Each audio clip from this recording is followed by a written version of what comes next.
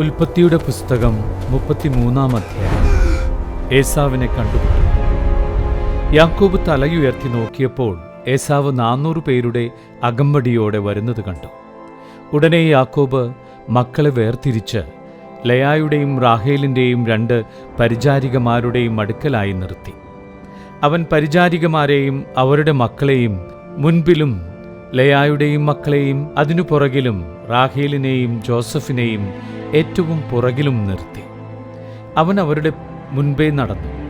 സഹോദരൻ്റെ അടുത്തെത്തുവോളം 7 തവണ നിലം മുട്ടെ താണുവണങ്ങി. ഏസാവാകട്ടെ ഓടിച്ചെന്ന് അവനെ കെട്ടിപ്പിടിച്ച് ചുംബിച്ചു. ഇരുവരും കരഞ്ഞു. ഏസാവ് തലയുയർത്തി നോക്കിയപ്പോൾ സ്ത്രീകളെയും കുട്ടികളെയും കണ്ടു.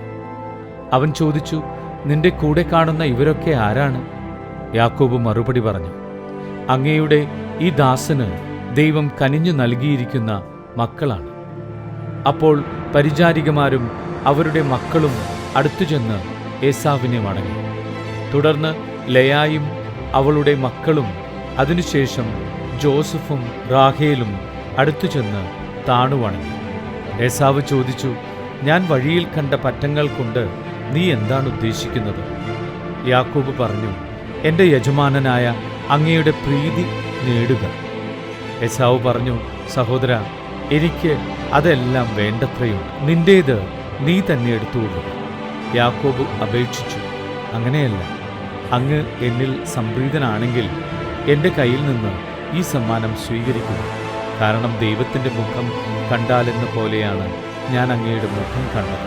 അത്രയ്ക്ക് ദയയോടെയാണ് അങ്ങ് എന്നെ സ്വീകരിച്ചത്. അങ്ങയുടെ മുൻപിൽ കൊണ്ടുവന്നിരിക്കുന്ന ഈ സമ്മാനങ്ങൾ ദയവായി സ്വീകരിക്കുക. എന്തെന്നാൽ ദൈവം എന്നോട് കാരുണ്യം കാണിച്ചിരിക്കുന്നു. എല്ലാം എനിക്ക് വേണ്ടത്രയുണ്ട്. അവൻ നിർബന്ധിച്ചപ്പോൾ ഏസാവ് അത് സ്വീകരിച്ചു.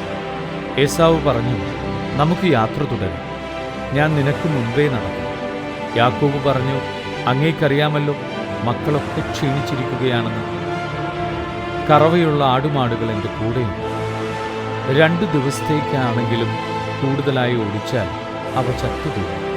അതുകൊണ്ട് അങ്ങ് മുൻപേ പോയാലും കുഞ്ഞുങ്ങളുടെയും കന്നുകാലികളുടെയും നടപ്പിനൊത്ത് ഞാൻ പതുക്കെ വന്ന് സെയറിൽ അങ്ങയുടെ അടുത്തെത്തിക്കൊള്ളും. എൻ്റെ ആൾക്കാരിൽ കുറേ പേരെ ഞാൻ നിന്റെ കൂടെ നിർത്തട്ടെ? ഏസാവ് ചോദിച്ചു. യാക്കോബ് മറുപടി പറഞ്ഞു, എന്തിന്? എനിക്ക് അങ്ങയുടെ പ്രീതി മാത്രം മതി. അതുകൊണ്ട് ഏസാവ് അന്നു തന്നെ സെയറിലേക്ക് തിരികെ പോയി. യാക്കോബാകട്ടെ സുക്കോത്തിലേക്ക് പോയി. അവിടെ വീട് പണിതു, കന്നുകാലികൾക്ക് കൂടുകളും കെട്ടി. അതുകൊണ്ടാണ് ആ സ്ഥലത്തിന് സുക്കോത്ത് എന്നു പേരുണ്ടായത്. യാക്കോബ് പാദാൻ ആരാമിൽ നിന്നുള്ള യാത്ര തുടർന്നു. കാനാൻ ദേശത്തുള്ള ഷെക്കേം പട്ടണത്തിൽ സുരക്ഷിതനായി എത്തിച്ചേർന്നു. അവിടെ നഗരത്തിനടുത്ത് കൂടാരമടിച്ചു.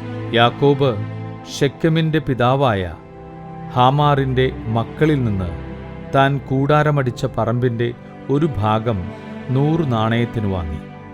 അവൻ അവിടെ ബലിപീഠം പണിതു. അതിന് എൽ എലോഹൈ ഇസ്രായേൽ എന്ന് പേരിട്ടു.